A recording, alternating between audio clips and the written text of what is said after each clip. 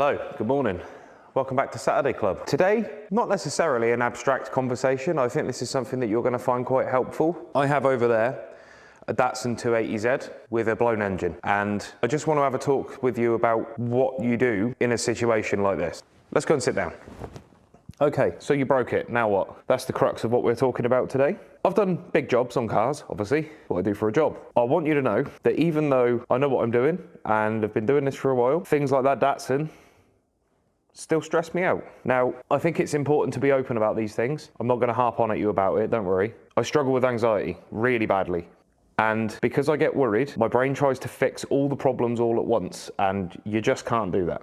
This job is a very, very good allegory for how you need to manage stress. And I'll show you what I mean. We'll go over to the car. I've got to try and keep it sort of under wraps, so I'm just showing you the engine. Trust me, it's a very nice Datsun, but that's all we need to say about it. Okay, what we have there is an L28. 2.8 litre. It had locked up on the motorway with no oil in it, and it's making some bad noises. So the engine has to come out. The bottom end's gone. It's also wiped the camshaft. Picture on screen now. So as you can see, that's not great. That is a Kamiari 75A fast road cam. That's on order, it's coming from Japan. Believe it or not, it was more cost effective and quicker to get it sent from Japan than it was to order it in this country. Isn't that bananas? So we need to pull the engine out of this car, this very, very clean car, and rebuild it. Now, as I said just a second ago, this is a big job. This isn't adjusting mixtures. I've already done that as it happens, so at least we haven't got to worry about the tune. I met this car by tuning it. No, the tune did not cause the problem. Something happened that meant that it used its oil up. The plugs were all rich tea biscuit coloured. The mixture and settings side of things is spot on. There's a lot of parts on an engine, so what do? We do the same thing I have to do to make a day happen, and we break it down into smaller bits. So what I like to do is categorize things. So let me get my notepad. This might seem obvious, but as I always say, just because you know something doesn't mean everybody else does. There are going to be people out there who are putting off getting their classics back on the road because they're worried about doing a job like this, or the sunroof, or anything complicated. So these things, trust me, they help. That's how I got into doing this. Okay, so we take a look. What have we got? The first thing I'm seeing is wires. So electrical. So wiring. I need a clipboard. Can I borrow you a minute, please? Appreciate it, thank you. Put a title, trust me, because if you've got more than one project on the go, you'll lose track. Electrical. What have we got for electrical? We've got the starter motor wiring, ignition system. I will disconnect the battery, even though this has a battery isolator. You never know. If that gets bumped and there's a positive terminal flapping about in there somewhere, you got yourself a fire, my friend. The battery, starter, ignition system. What else are we seeing? Alternator. And there's an oil pressure sensor there. Just don't. Okay, it's got an electric fuel pump in the back, so we don't have to worry about that. The good news is, as far as the ignition system, all we're going to need to disconnect is the king lead from the dizzy cap, actually, because the coil is mounted to the inner wing, which is great. Trunking here. Okay, yep, so we've got a coolant temp sender and the distributor. Okay, that's our electrical. If you spot anything else, just add it to the list, but I don't think we have. And then moving on to the next thing, we've got our fuel system, so intake. Obviously, the carburetors are gonna have to come off, but I want to try and keep the linkages and everything as they are because this thing ran beautifully. So we'll go for the manifold itself. Vacuum hose needs to be disconnected and then just sort of brought over this side. Fuel line, you almost want to picture like an exploded diagram. As you remove parts, you see other parts. Throttle and choke cables, I think that's it. Yeah, we're good. Cool. Exhaust. We could do with taking the manifold off because it will give us some more space. So there's a heat shield that needs to come off. The exhaust manifold actually doesn't look too bad to get to once the intake's out of the way. Foreshadowing later. The downpipe, and that's the exhaust category. So, despite the fact that I've just reeled off a list of parts, we've actually only got 3 categories. And the categories is important because individually, these items look a lot. But when you think about it, all you're doing is disconnecting the electrical system, disconnecting the fuel system, disconnecting the exhaust. Cooling system, we need the radiator out of the way. We may as well take the fan off. It's got a viscous fan, but it will buy us a bit more wiggle room when the engine has to come out. Coolant means, obviously drain coolant as a priority. Yeah, so the fan, the radiator, top and bottom rad hoses. Once that alternator's out of the way and the starter's out of the way, this side of the engine's good. Once the intake and exhaust are out of the way on that side, we'll have a lot of room that side as well. They're a very skinny engine and it's a very big engine bay, so we're lucky on that front. Now we just need to not think about how much these engines cost. Now, physically removing the engine. What do we need? Well, we need an engine hoist. I've noticed one massive pain in the ass with this engine. For some reason, whoever built the engine didn't install the lifting eyes. So we're gonna have to figure that one out. We might have to make something, bit of a pisser, but here's what it is. I'm seeing absolutely no provision for lifting the engine. Sure, of course. They need to be strong because that's a very heavy engine.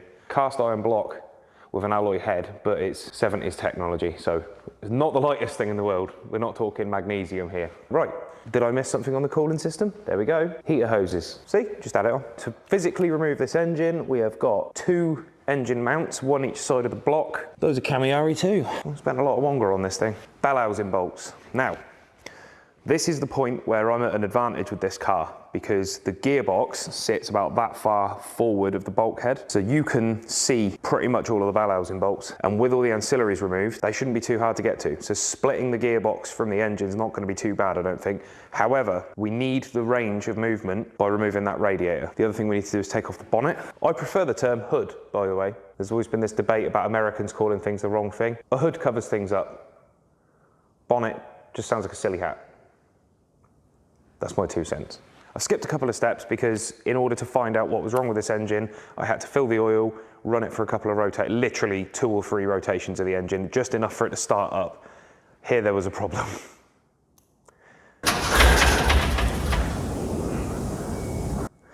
And drain the oil out, take the filter off, things like that. But obviously, drain your oil. You don't have to take the sump off yet. You can do that when it's out of the car, but I had to take the sump off to find out what was wrong with the bottom end, and it's shells, at least, possibly crank. Yep, right. So, the reason I'm talking at you today is that looks like quite a big list, but it works out to 5 categories: electrical, fuel system, exhaust, cooling, and mounting. Better than that is now you can break this down into little jobs. A big job is a series of small jobs in quick succession, all right? You could pretty much do any of this stuff. If all you needed to do was take the intake manifold off your engine, you'd be straight to it. It's only the fact that you know that engine's got to come out that's slowing you down from this. So start somewhere.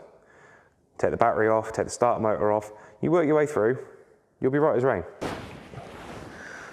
Engine rebuild is just the same. It's a series of small jobs in quick succession. When I get the engine out, obviously I need to look over everything, but it's going to be remove bearing caps, remove mains, remove crankshaft. There's the bottom end apart. Remove pistons and conrods, number everything, obviously. Disconnect timing chain, remove cylinder head, remove camshaft. Each job is an individual job. That's what I'm trying to say. This is another attempt at building confidence. You guys can do this. Managing stress or anxiety on cars is very important because it gets overwhelming real quick, trust me. Especially when you've got multiple cars in there and they're all somebody's baby and they all want to know how their baby is getting on at the workshop. It makes perfect sense, but it feels like a tidal wave from time to time. I know maybe not many mechanics are watching this video, but that doesn't matter. The home gamers out there, it's just as important. How many of you have got projects currently sitting around that you're waiting on doing because be honest with yourself, because you're nervous about doing them, or it feels like it's going to be an enormous job? It is. An enormous job is an enormous job. But when you break it down, much like the parts on a car, cars are just a series of parts. Big jobs are just a series of small jobs. When you pick a category, I'm going to do exactly that right now because that car's been sitting there. I've got the parts on order, but I can be getting on. I've got my notes now. I'm going to go out there to that notebook and I'm going to pick something, probably electrical. And that's it. That's what I'm doing now. I'm doing electrical. So what am I doing? I'm disconnecting the starter motor. Right, oh yeah, piece of piss. Disconnected loads of starter motors, easy. Yeah, anyway, I hope this was interesting or helped you think. Let me give you a couple more examples. Take old Ted here. Ted needs quite a lot of work. Ted needs a lot of work. So far, we've done the front suspension. The front suspension, again, individual jobs. We did the anti-roll bar, we did the arms, brake calipers. I have had Ted moving under his own steam briefly, and I hope later today for more of a rip. There was something coming from the back end of the car. But the important thing is we got Ted to a point. This car wouldn't start before. Not only now does it start and run, it drives. It goes into gear. He's looking a bit pissed up at the minute because these tyres don't hold air very well. They pump up and they'll stay for a couple of days and then they droop again. Ted's a big project, but TED is a series of smaller jobs. And I actually need to do another appraisal because I blew through the list of stuff I'd initially made, forgetting the fact that I was supposed to continue making the list as I went along. Anyway, we've done the fuel system. We've got the engine running by sorting out the ignition timing. We've done the front arms, we've done the suspension at the front pretty much, we've done all the brakes at the back, anti-roll bar bushes at the back. The car now runs and drives, but there's, as you can see, still a long way to go. So I'm going to sit down, I'm going to make a list for Ted. Alvin, don't worry mate, you're not in trouble. Alvin needs welding along the sills, a couple of plates in the floor, carburetor needs adjusting, and then he can go back for MOT. And fingers crossed he'll pass this time, and then he's done. But before that, it was grille, electrical. This is how I've done this whole car. And how I'm doing this car, and how I'll do the GTX, and myriad other projects. Pick an angle, go for it. So ultimately, what I'm trying to say to you is that the best way to complete anything is to start. And I'm guilty of this. I get in my own head about stuff. I get overwhelmed. Next thing I know, I've dilly-dallied and I've lost an entire day. I'm getting better at it. It gets overwhelming sometimes. You need to power through that bit. But it's all right to admit when you're stressed out about something. I'd be very interested to know if any of you guys have had a similar thing.